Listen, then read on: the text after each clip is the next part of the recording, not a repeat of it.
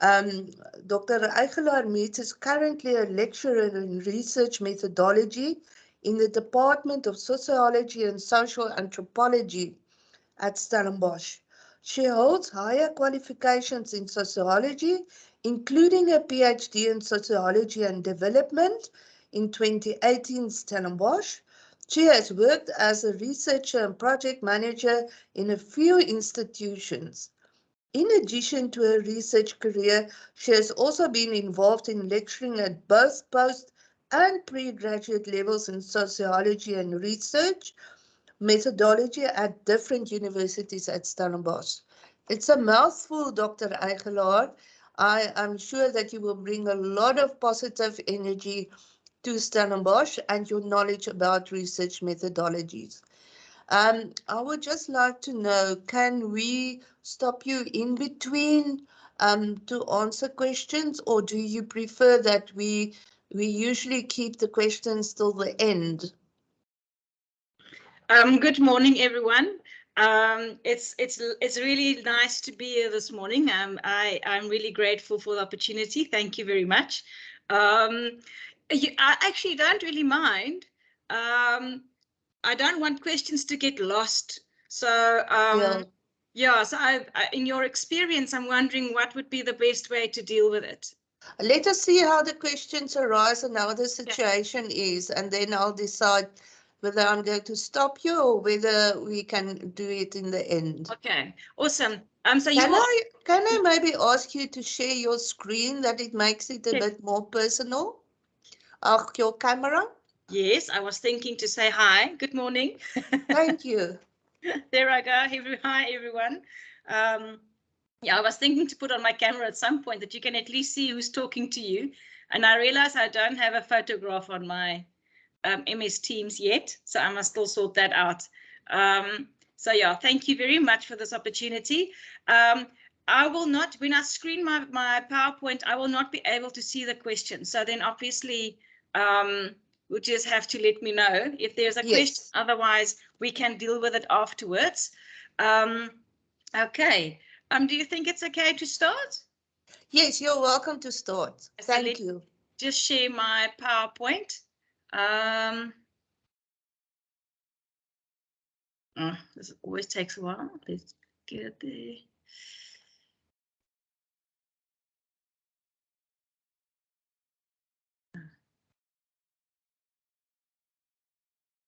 No, wrong one, sorry. Sorry, this always takes me a few seconds. I'm always struggling with this thing. There you go. No.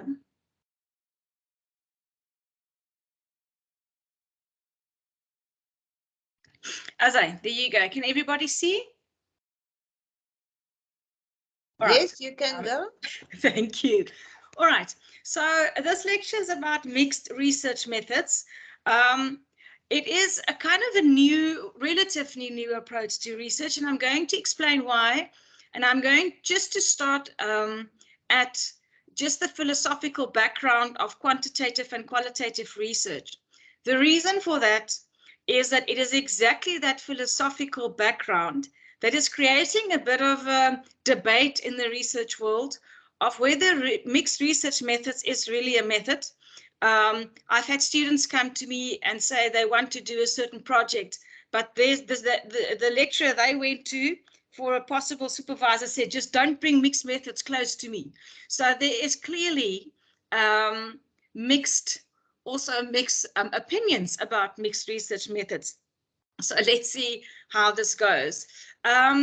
So why is there different opinions? Well, it really lies at the basis of what is your building blocks for your research design and what you choose.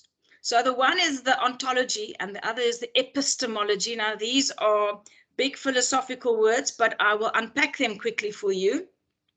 So the first one is your ontological approach. So it really boils down to what is seen as the reality. So if you are in the natural sciences, it's a little bit easier. because there the philosophy is very much the same. There is one single truth. You can measure, you can measure it and so forth. However, the moment we bring in social sciences, the mix becomes more complicated. So I can have different arguments as to what is real, what is true. I mean, that ultimately is what we're trying to figure out in research, knowing that truth is only temporary in itself.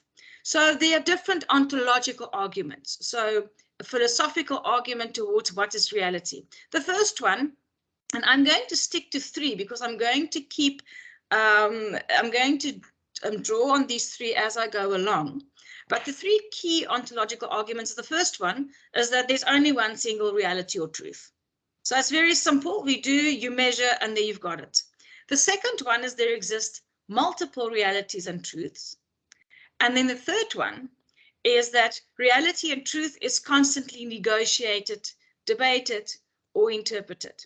So there is definitely, and you can already think, depending on what my argument is on what is reality and what is truth, this is going to have a real impact and determine how you are going to go about doing research. Now, the epistemology follows on the ontology.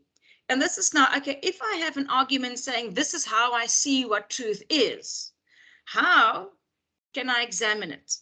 So how will I know that this, what I am observing, is really real?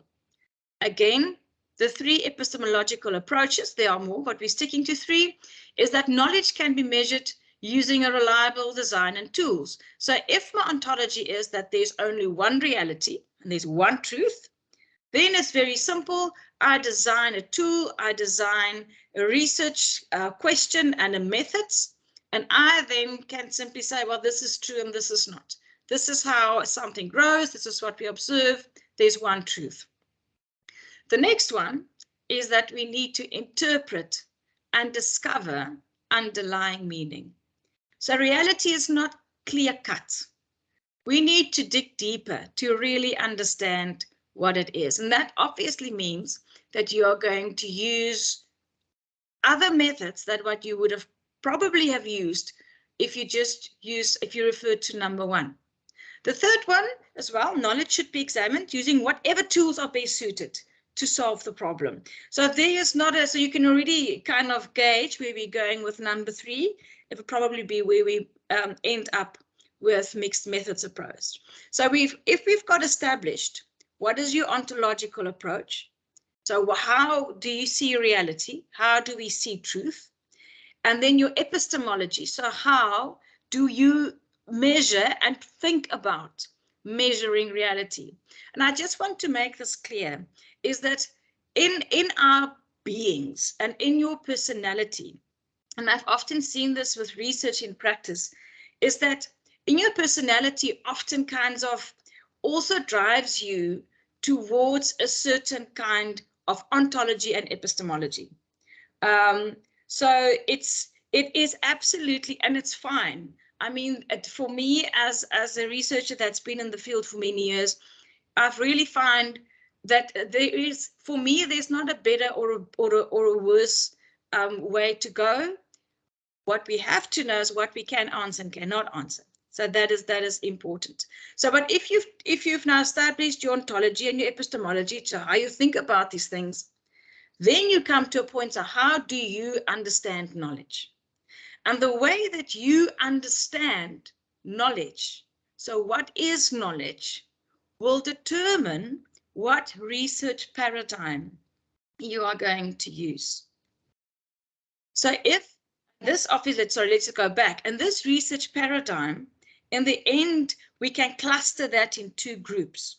So that would be your quantitative and qualitative paradigms. So if my understanding of knowledge is that there's one truth, and if I develop a good tool, I can measure this one truth, then clearly you are going to lean towards quantitative research, where I can clearly say, well, if 80% of people say that they like green cars, then it's a truth that the majority of people like green cars. Now, obviously, It's a very silly example, and you have to be very clear on how you came to that conclusion in terms of sampling and so forth and so forth. But the fact is, if that is going, your ontology and epistemology is going to determine how you understand knowledge, and then thus which research paradigm you're going to work with. If you've got multiple, if you work from the perspective that there are multiple truths and it has to be dug, you've got to dig deeper to understand, a survey is not going to help you. So quantitative research is not necessarily where you're going to end up.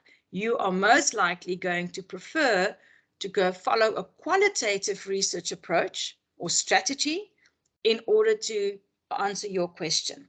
So what I did in the next slide is really just to compare the two in terms of paradigms. Now, there are more research paradigms, but I'm sticking to these three as they are the main ones, and I think they work nicely with the three examples that we've been using. So the first research paradigm is positivism.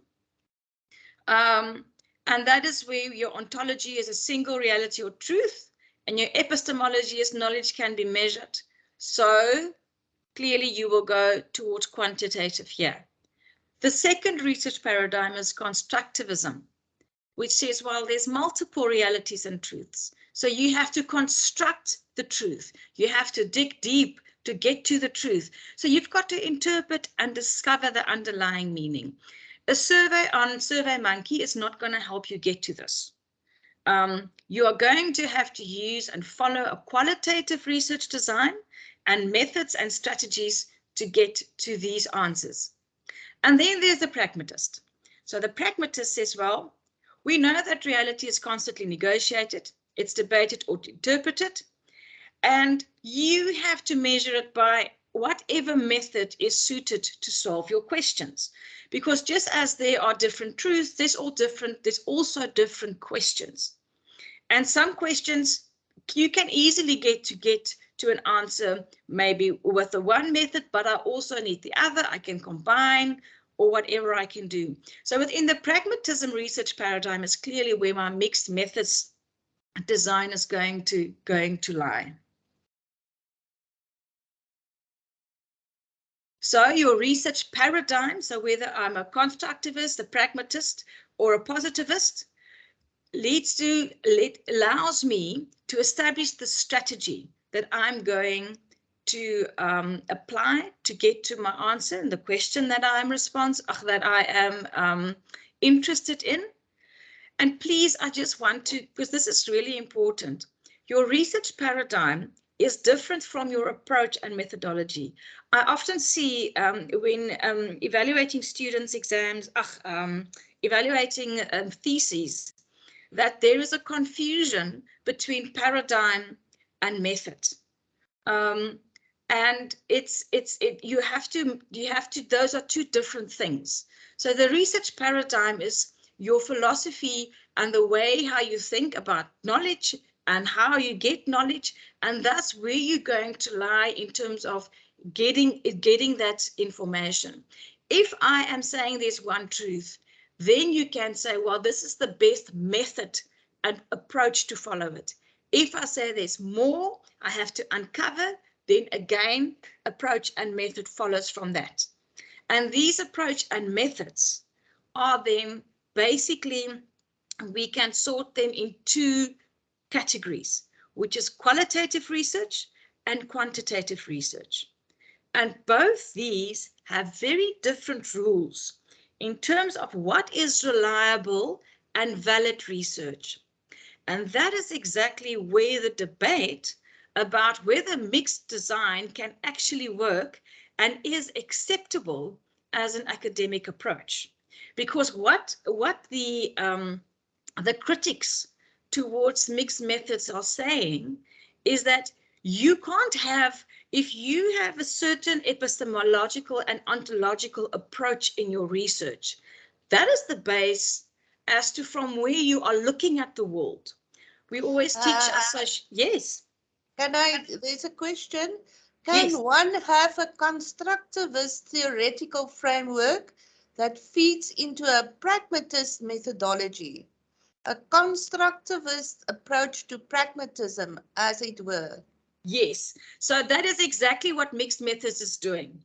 So what you are doing then is you are saying, you know, I could. What you will wait. Let me think about that one quickly. The problem with that is I would like to know why you would want to do that. Because in a constructivist approach, you just want to know yes or no. There's just one thing. The easiest thing, you know, I always go with the agricultural sciences because I know a little bit about it. And if I sit or just think about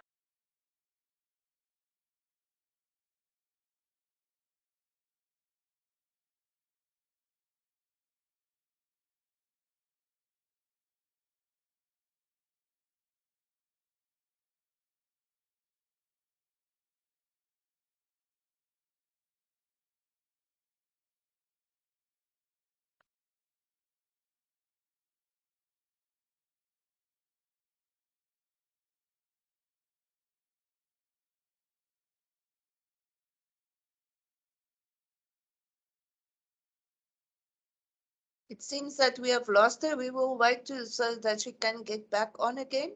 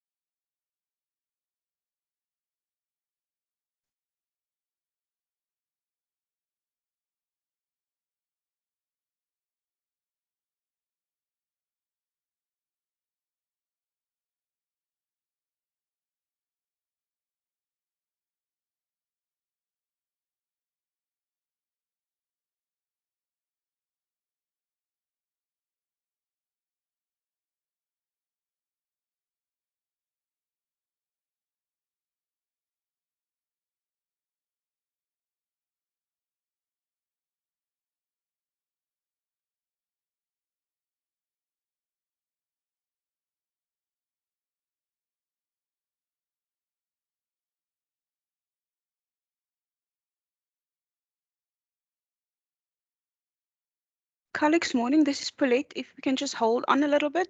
We seem to be having some technical difficulties getting Dr. Igler back on. Thank you. Yes, we're trying to get hold of her, so just have a minute, please. Yeah, thank you.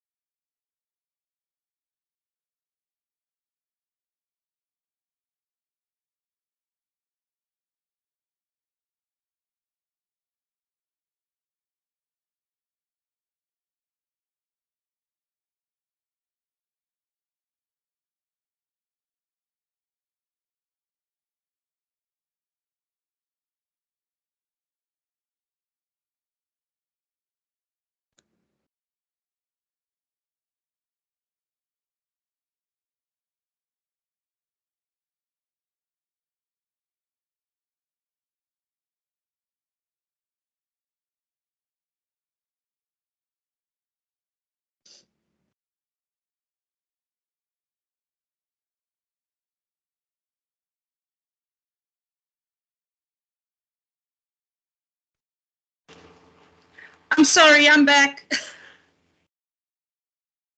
Fantastic. Thank you. I'm so sorry. Okay, let's just get me back on track here. There we go. Okay, so the question was whether you can mix a constructivist and a pragmatist approach. Theoretically, no, because the pragmatist approach is already, that is exactly it. That is the mixture. So if you are doing a constructivist approach, you are working within the quantitative research approach, which means that there are very set rules that you have to keep to make sure that you can qualify that you've got that your data is reliable and valid. So you will have to, so that is it. So you'll have to decide why you would want to use the best method, but then you're going to move into the pragmatist approach and probably a mixed method approach. Do you have a specific example in mind?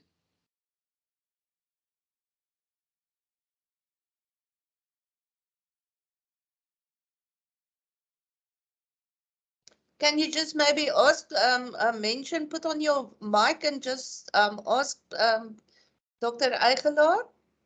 Hi, Dr. Eigelaar, can you hear me? Can you hear me? Yes, we can.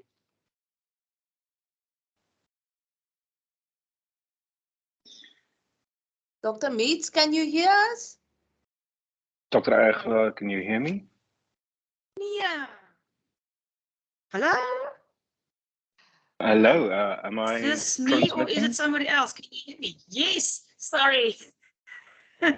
Okay. I can hear you. Sorry, that's typical meeting things.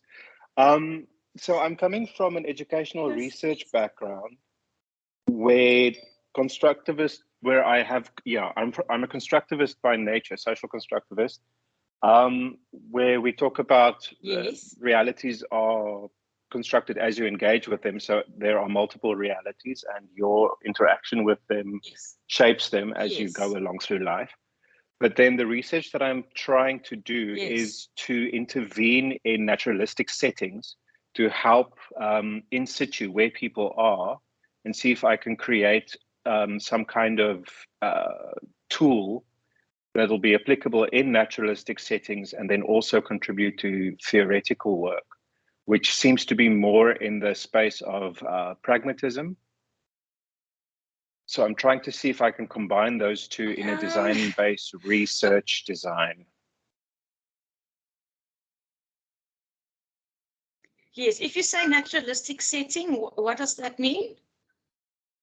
It means that I go So to you the sites where the people actually engage with real life. So grassroots research. It's not exactly grounded theory, Yes. because but Yes. that's the idea, is to go No. to where the people are. It makes sense. Okay. Yes. So what you will typically fall into the mixed methods design.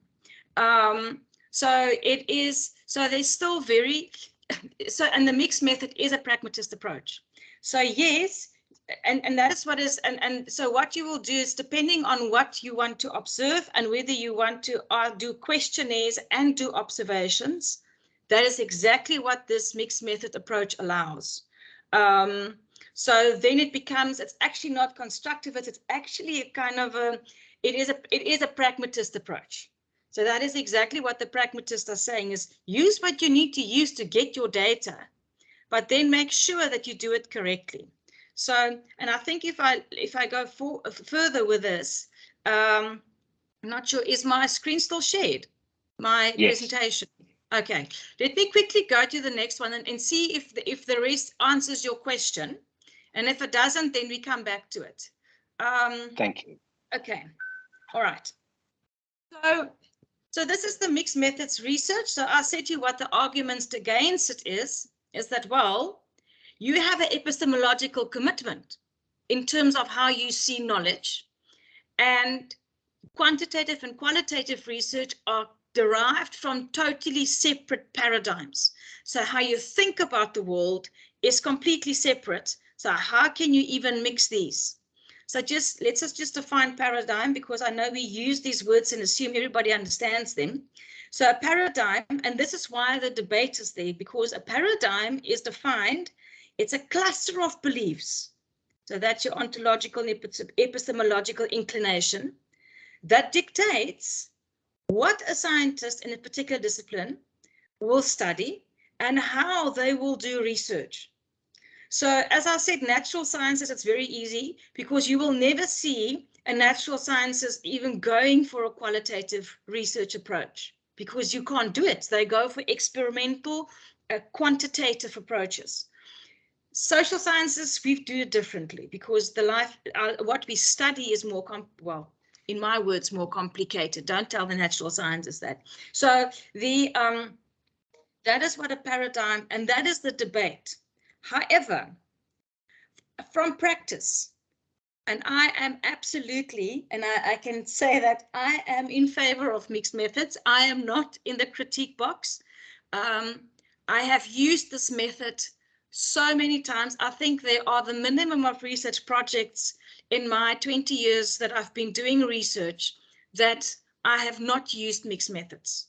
And especially in policy design and program design, mixed methods really has shown and proven to be very, very valuable. So let's just define what is mixed methods, because there's also often a confusion as to what this entails. So mixed methods refers to the combination of quantitative and qualitative research methods. So I'm putting that in brackets there because that's important. And its basic premise is that the combination provides a better understanding of the problem than by just applying either of these approaches. So it consists of a set of designs and procedures in which both qualitative and quantitative data is collected, analyzed, and mixed in a single study or series of study. I just want to say, mixed method is not when I put out a survey. So I distribute a questionnaire, and in that questionnaire, I have open and closed questions. That is not a mixed method. You only used one method. That was the survey. Survey there is your method. So that's really important to understand. If I did a literature review and I did a survey, I did not do a mixed method. We all do literature surveys, except if you analyzed that literature and that is the source from which you are making your conclusions or deriving to findings. That's different. So I hope that is clear because that's really important. I've had a couple of cases where students submitted work and then they said, no, but I had open and closed questions in my survey, so it's mixed methods. It's not a mixed method. The whole way that you went about in collecting the survey data is based on a quantitative research design. So it is different methods that you are applying to answer either one question or more than one within one research project. But that is really important to understand. Okay. Ilse, can I just Yes. ask it before it fits into your session now? It's quite a long. I chose mixed methods, constructivist. Let me just see. I chose mixed methods, constructivist. Does this make sense? This is my ontology that there is no absolute truth about there. There I follow a pragmatic process or method where I choose what is suitable to make a meaning. So for my teachers interpret the reality they find themselves in, and that is their experience. Their practicality, I selected questionnaires and focus groups. Yes. Yes. Can that work? Yes, that can. So that is fantastic because then you have, so what you have to take care of there is, remember, when you do your survey, you have to follow all the rules that you would have done in a quantitative study. So you have to follow how you sample, you have to write, you have to plan it as you would have. When you do your focus groups, you follow sampling procedures and observational procedures just as you would if you would have only done that. And I think that is important to realize, is when you do mixed methods, we don't just add something because it's going to be cool, or then I get some more information. It is something that is deliberate and that is planned, and you know exactly what you want to get of both of those methods that you are applying, and that is important. And you know whether you want to, and I'm going to get to the different types, what you want to do, how these two methods should speak to each other, and how they should, what is the purpose? That is important. Yeah, so that will fall absolutely in your mixed methods research design, is using the constructivist. So in terms of how you analyze your information, then follows the constructivist approach. That's fine. That's absolutely fine. Okay, so in terms of the types of mixed methods, there are 4 that we generally define, and that's, I'm just going to go through those. It is triangulation, and then it's explanatory design, exploratory design, and an embedded design. And each of these have a different purpose. And the sequence of the quantitative and the qualitative is different. And that is important to note here.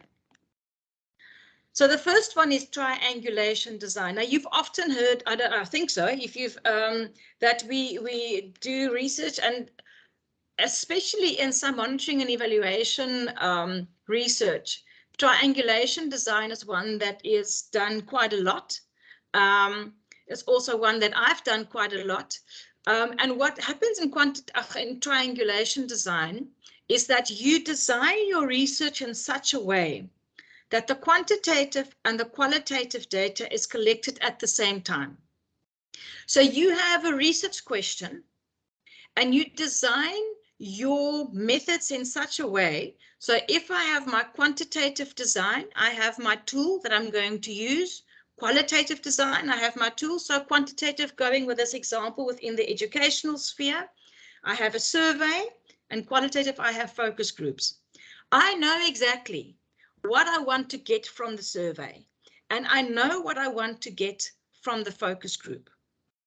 So I collect my information, so they're designed to specifically answer either the one research question, or if you have multiple research questions or sub-questions, they're designed to answer one of those questions.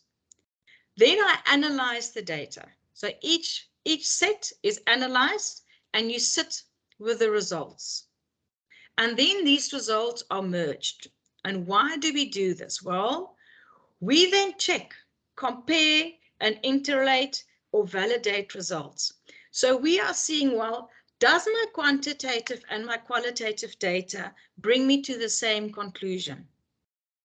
If there is something that is not the same, and that's showing kind of different trends, then that is something, a finding that you need to, it can explore more.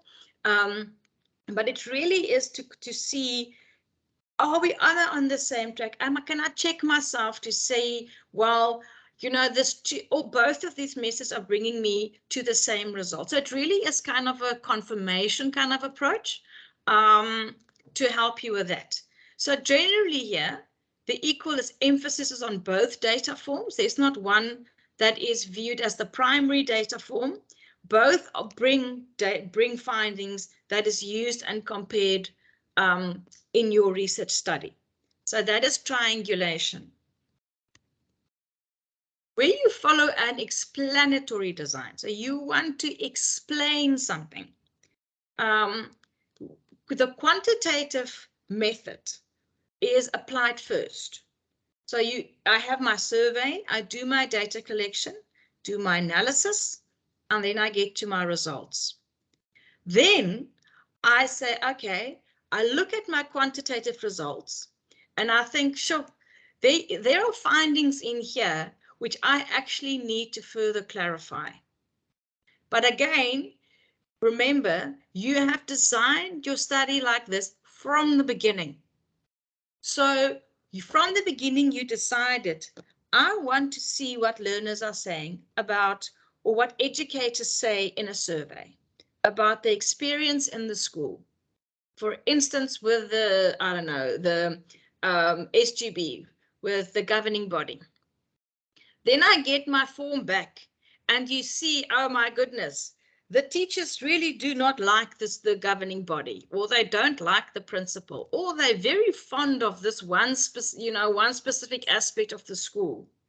Now you go back and you go find out why. And that is where your qualitative comes in. So it's really to provide and explain your quantitative findings. That is what the qualitative data is used for here. Ilse, there's a question. Yes. When I give priority to qualitative, even though I start with questionnaire, is that correct? I'm following an explanatory design. Generally, explanatory, as I said here, the emphasis is on the quantitative, and the qualitative is simply to explain what you find. So that is how the explanatory design works. So the emphasis is not on the qualitative, because then it becomes exploratory. Then it's different. So the explanatory design is absolutely designed in a way so that you explain what your quantitative findings were giving you. So it's giving the context behind the quantitative. So otherwise you're moving to the next design. So the emphasis must be on the quantitative. Okay. So the exploratory design is the other way around. So that's what I'm saying here, is that with my qualitative, I collect my information. So I do my focus groups and I analyze and I see, okay, this is what the majority of the respondents said, said something similar, or they had a similar experience. But now I need to test what is the trend in statistical measures. So whether this is a significant finding and so forth and so forth. So now I will develop a questionnaire based on that qualitative interviews that I've done, and I will quantitatively test it to see what is the extent of what I found, and then you interpret. So here, my emphasis will be on the qualitative. So you can say, in my qualitative focus groups, this is what I found, and it was supported in my surveys when I did the following. So it really is, so what it is that you are strengthening what you are strengthening your primary, if you want, your primary design. So if I do explanatory, I am strengthening my quantitative with my qualitative. And where I do exploratory, I am strengthening my qualitative with my quantitative data. Okay. And then there's an embedded design. Now, the embedded design is where I do the quantitative and the qualitative together.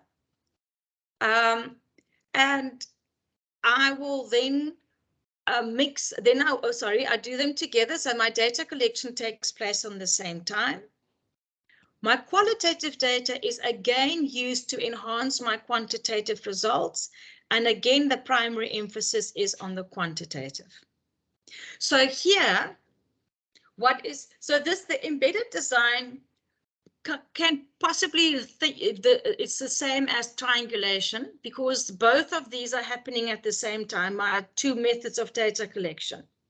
However, the difference here is that in triangulation, both the quantitative and the qualitative is viewed, neither of them are seen as more important or as primary, not more important, your primary source.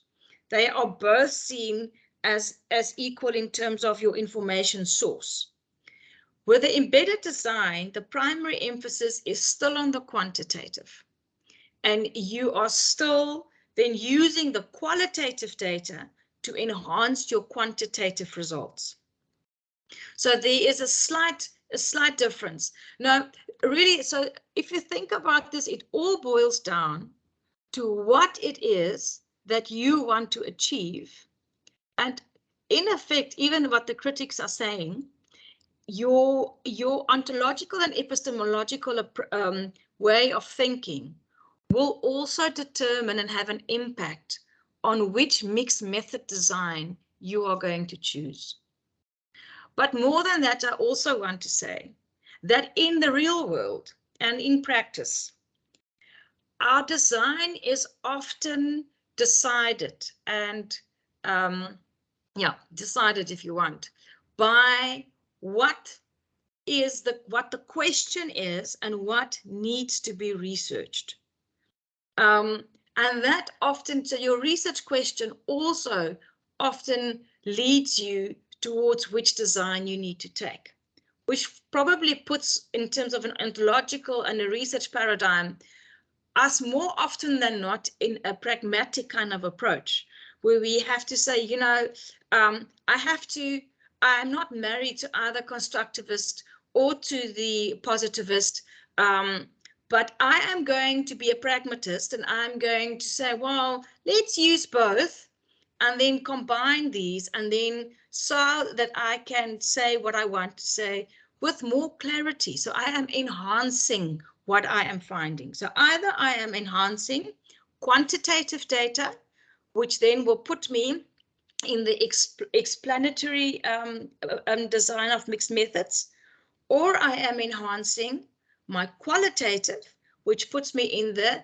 exploratory, or I'm going to use both so that I can compare and make sure that I have the same findings in both the methods that I have applied.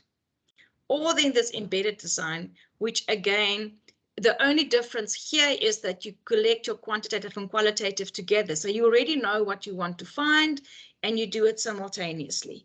The one does not inform the other. Let me just give you an example. So often we've done research, for instance, on grant beneficiaries in the Western Cape. And we followed this embedded design. So what we did was we had a survey and we had focus group discussions. Both these happened on exactly the same time. So we had a survey, and while we were in the different towns, we also had our focus group discussions. And what we did was that the qualitative was used to enhance the quantitative. So there were certain issues that we covered in the questionnaire that we had to unpack. So for instance, we asked about child grants and how, if people, do people take up child grants? So we asked, do you have a child and do you have a child grant? And what is the age of the child? Now, that would have brought up certain findings for us. Now, knowing that we had to understand whatever we find there, we had a focus group discussion with young mothers who were not necessarily receiving grants. Some of them were, some of them weren't. And we were asking them, okay, so in general, in your experience, do young mothers take up grants, and why not? And then when we got the findings, we saw that not all mothers take up the grants, and we had in our focus groups, we found exactly the same, and they gave us the reason for why they're not taking up the grants. So we could interpret our quantitative findings. So this was an embedded design, just as an example.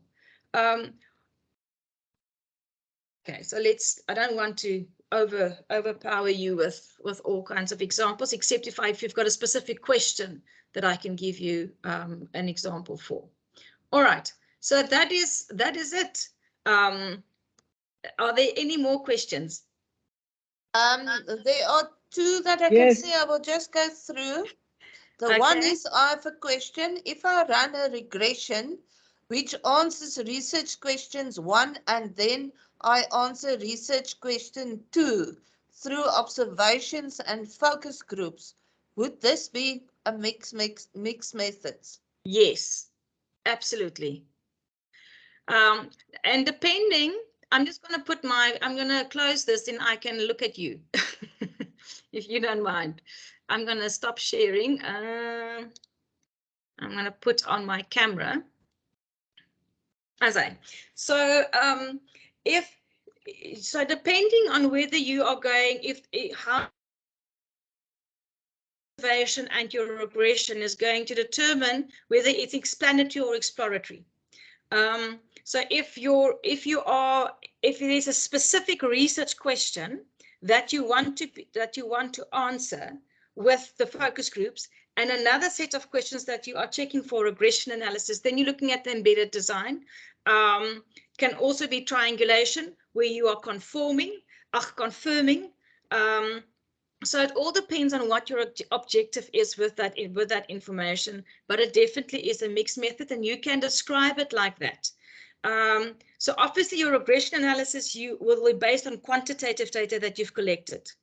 So in describing your methodology, be sure to explain both and say, I've got a mixed method approach. This is how I collected my quantitative data. This is my design for the quantitative, my methods, and this is the qualitative. So you basically, you have to describe both. Otherwise, it won't come through in your methodology section. Okay, then there's a question. What is the difference between mixed methods and multiple methods? I think it's the same thing with different words, as far as I know.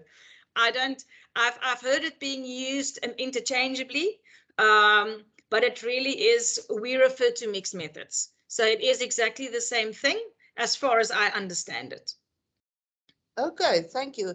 And then another question from, I have 5 objectives, 2 to be achieved through a questionnaire, and 3 objectives to be achieved through interviews and documentary analysis. At the end of this, I plan to combine the results to develop a model. How would you call this type of mixed method?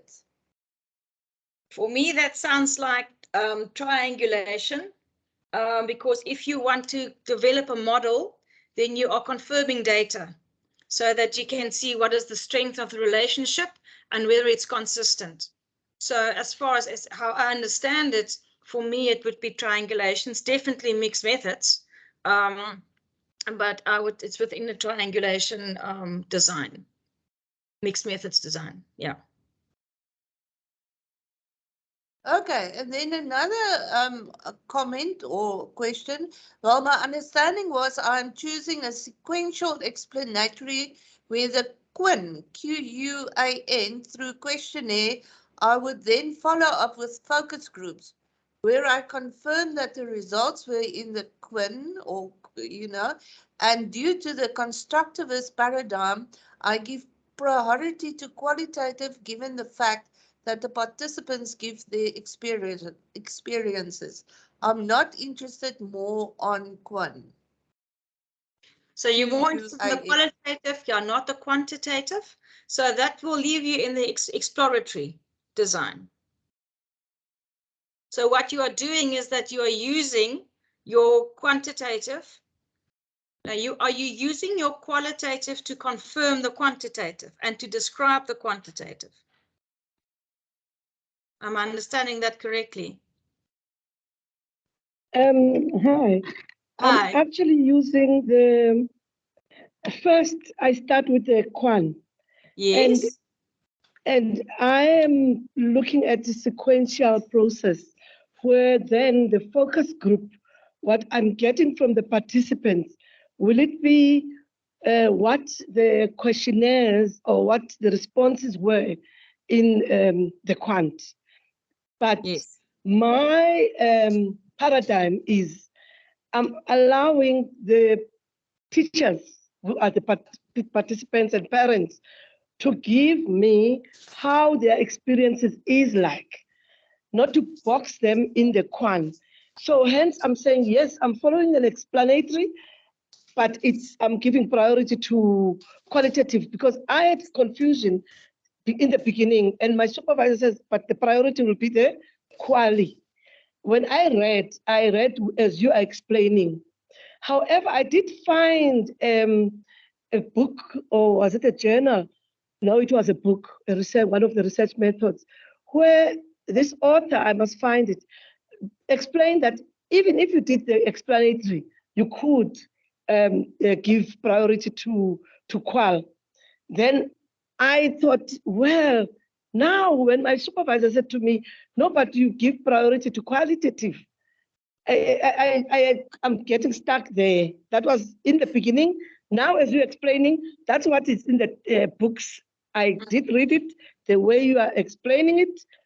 However, I did get this debate with my supervisor, and I did get confirmation when I was lucky to find something that validated it.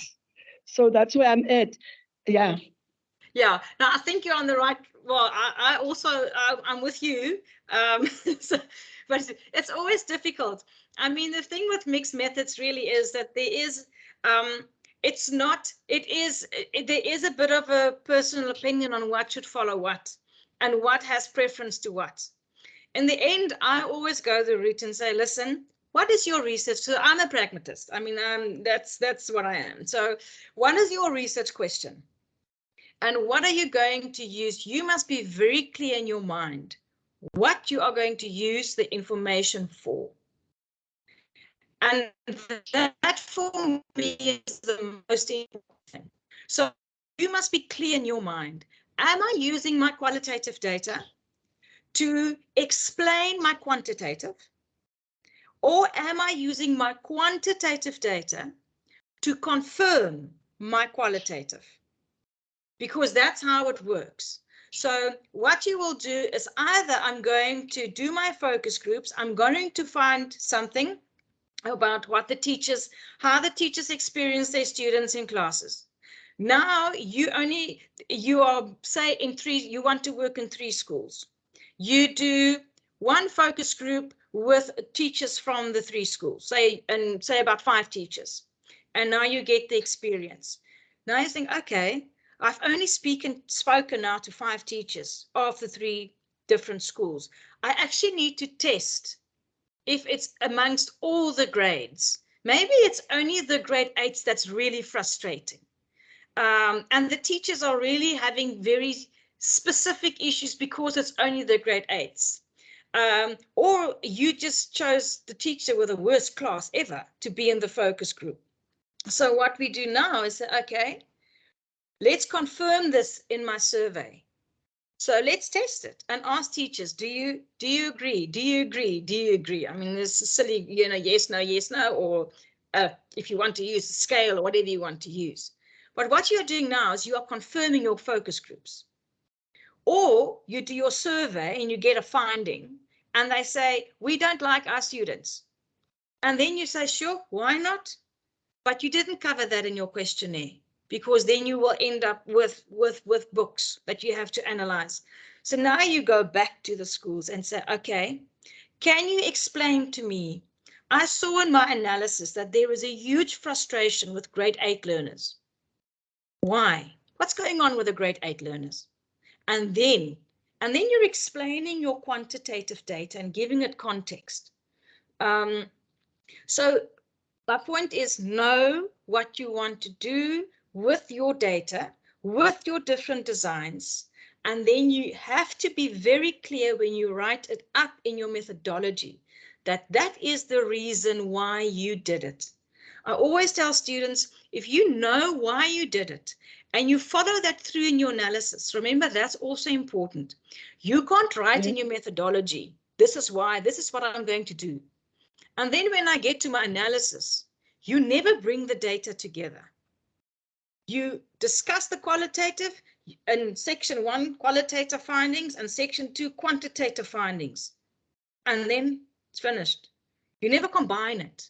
That's not mixed methods. Mixed methods also goes through all the way to how you discuss your findings. So you have to say, this is what I found in my survey, and it was confirmed in my focus groups, or the other way around, whatever you want to do.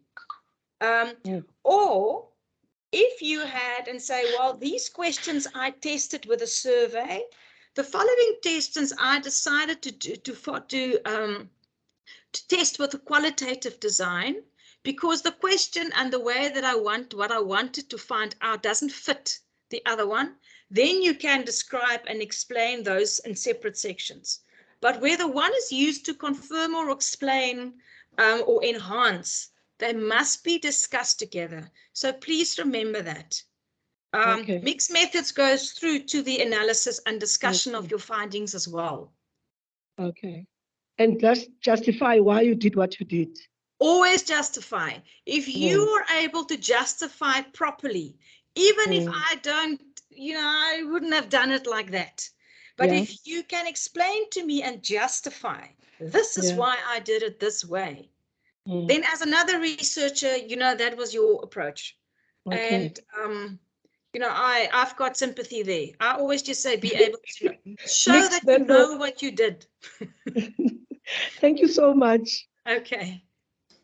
Okay, then there's a question. Are you familiar with Plowright 2011, using mixed methods, frameworks for an integrated methodology, from Sage Publications? No, I'm not. I'm writing it down. Using mixed methods, Okay. frameworks for an integrated methodology. Okay, From thank Sage. you. I am not. I will see that I can get that publication. Thank you very much. Okay. Then there's a question. Maybe you can just ask. I have the same question, also trying to work with post-qualitative research design. Let me just see here. I'm mixing qualitative methods, workshops, focus group discussions, and literature review.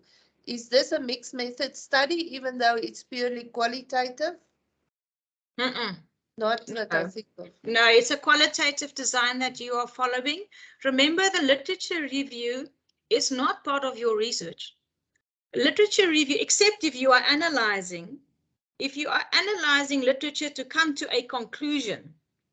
For instance, I did a study on peer review methods, and I simply had to go to, I did so much reading, I've never read so much in my life, but you go through all the journals, and I had to look at all the reviews.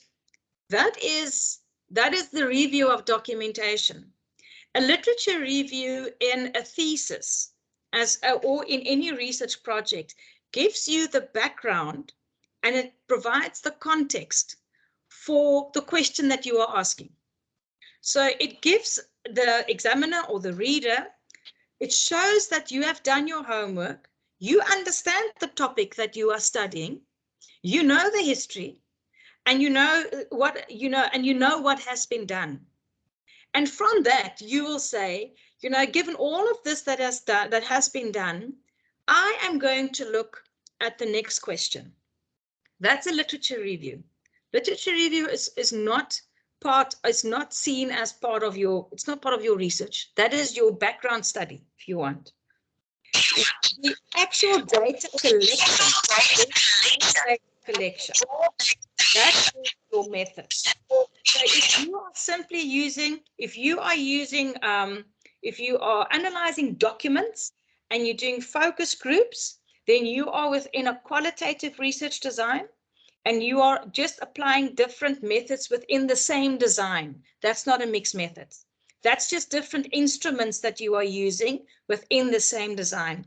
Mixed methods is when we are mixing the designs. So you are mixing qualitative and quantitative designs. That's the instruments that they have in their packages, if that makes sense to you. Does that help? Yes, I'm the one who asked the question. It helps, but I've come across, I'm doing the literature review for analysis, like it informs part of my objective. Like I said, it's content analysis. Yes, Okay. it is. Okay. And I also, just to add on that, I came across this Research for Business School by Saunders, and they talk of mixed qualitative methods research. So that's why I was coming to the question. No, that's always the difference between a method and an instrument. A method is not the same as, and I think that's always important. So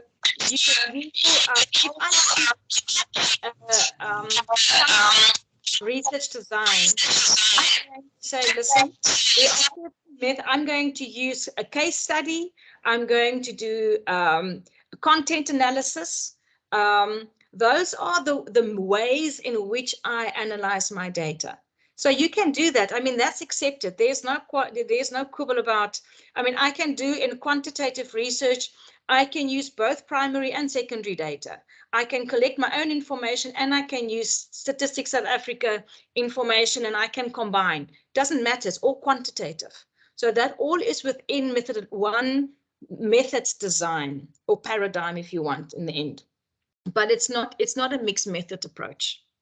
It's using different designs and mixing them. So it's quantitative and qualitative mixed. That is a mixed research method design. Dr. Aguilar-Meets, thank you so much for your energy that you brought this morning, your enthusiasm and your knowledge. I can see that you have so much knowledge on this kind of research methodology. And there are students that say, thank you. Let me just get this one.